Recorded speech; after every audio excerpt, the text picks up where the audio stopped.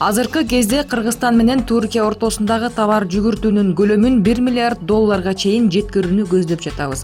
Мындай пикирин парламенттин төрагасы Дастанбек Жумабеков Түркияга болгон расмий сапарында өлкө башчысы Реджеп Тайып Эрдоган менен болгон жолугушуусунда белгиледи. Жолугушууларда кыргыз тарап Түркия менен соода-саттык байланыштарын өнүктүрүү, Түркияга айыл чарба өнүмдөрүн, айрыкча эт азыктарын экспорттоо мүмкүнчүлүктөрү, инвестиция жана маданий гуманитардык кызматташуу маселелери козголду. Жогорку кеңештин төрагасы Дастанбек Жумабеков баштаган депутаттардын Түркияга болгон расмий сапары 18 июлда жыйынтыкталат. Жалал Абад облусунун Каракөл шаарындагы эс алуу жайдан 3 өспүрүм милиция кызматкери тарабынан сабалгандыгын айтып арыз жазды. Жазылган арыз учурда Каракөл шаардык прокуратурасында каралууда. Алар ишти карап чыгып, андан соң юридикалык баа берилет. Каракөл шаарындагы эс алуучу жайлардын биринде 3 өспүрүм эс алып жүрүп, милиция кызматкери менен пикир келишпестик жаралган. Мындан улам кызматкер аларды уруп койгондугун айтышууда. Алар ооруканага кайрылып, андан соң арыз жазышкан. Депутатка кол көтөргөн Базар Коргон айыл өкмөтүнүн башчысынын милдетин аткаруучу Теңирберди Жолдошев жумушунан четтетилди. Бул туурасында Азаттыкка райондук администрация билдирген. Базар Коргон райондук соту 13 июлда Теңирберди Жолдошевди сотко чейинки өндүрүш иштери аяктаганга чейин жумуштан четтетүү тууралуу чечим кабыл алган. Базар Коргон айылдык кеңешинин депутаты Элдияр Жуманазаров ден соолугуна зыян келтирип, иш бөлмөсүндө кол көтөргөн Жолдошевге каршы райондук прокуратурага кайрылган. Анда жетекчи аны иш бөлмөсүндө токмокко алып, ири суммадагы акча талап кылгандыгы арызда көрсөтүлгөн. Түштүк Кореянын премьер-министри Ли Нак Йон бүгүн расмий сапары менен Кыргызстанга келет. Визит алкагында бир нече иш-чара пландаштырылган. Анын ичинде 50дөн ашуун Корея компаниясынын катышуусунда Кыргыз-Корея бизнес форуму. Ошондой эле бир катар эки жактуу жолугушууларды өткөрүү пландалган. Сүйлөшүүлөрдүн жүрүшүндө тараптар соода, айыл чарба, саламаттыкты сактоо, тоо-кен тармагы, туризм, энергетика, транспорт, жеңил өнөр жай, маалыматтык технологиялар чөйрөсүндө, ошондой эле маданий гуманитардык байланыштарды бекемдөө багытында кызматташууну мындан ары өнүктүрүү маселелерин талкууга алышат. Казакстанда бардык иш кагаздарын латын арифине өткөрүү 2025 жылдан 2035 жылга чейин созулушу мүмкүн. Бул туурасында Известия басылмасы жазды.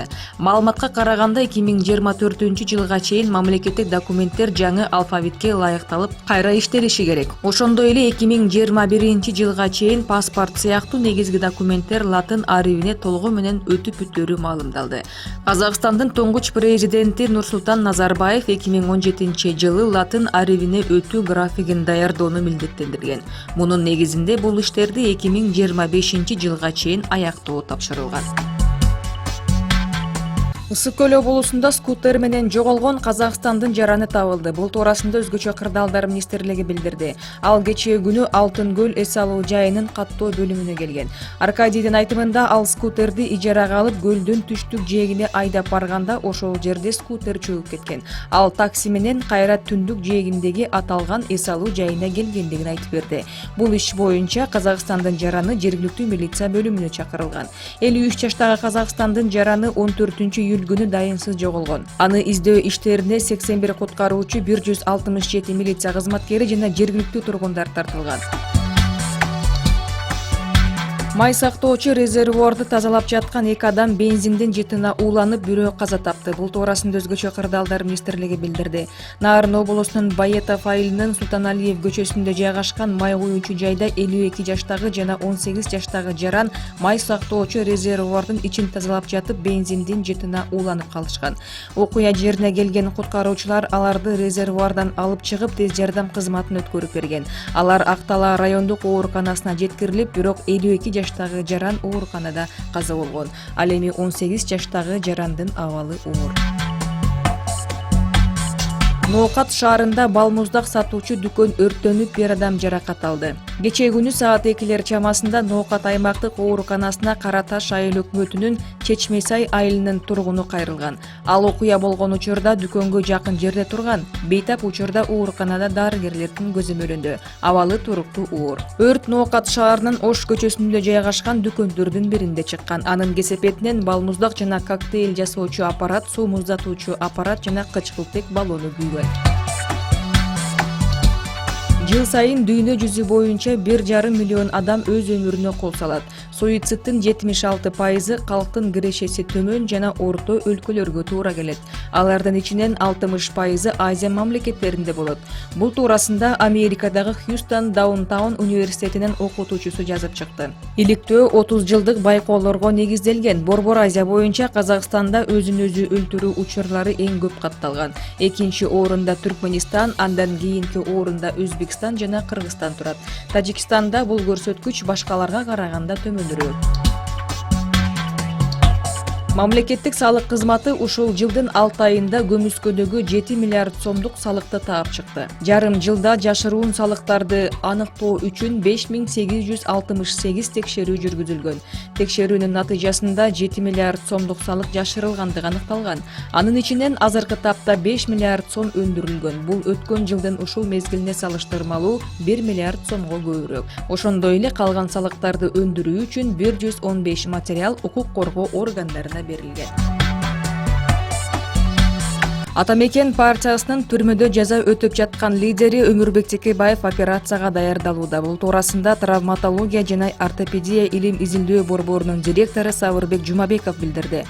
Текебаевдин мурда белине операция жасалган. Ал жерде дагы 2 грыжа чыгып, омурткалары бошоп калган. Текебаевдин жүрөгүндө дагы маселе бар. Азыр кардиологдор карап жатат. Ошондон кийин омурткасына операция жасайбыз деп билдирди Сабырбек Жумабеков.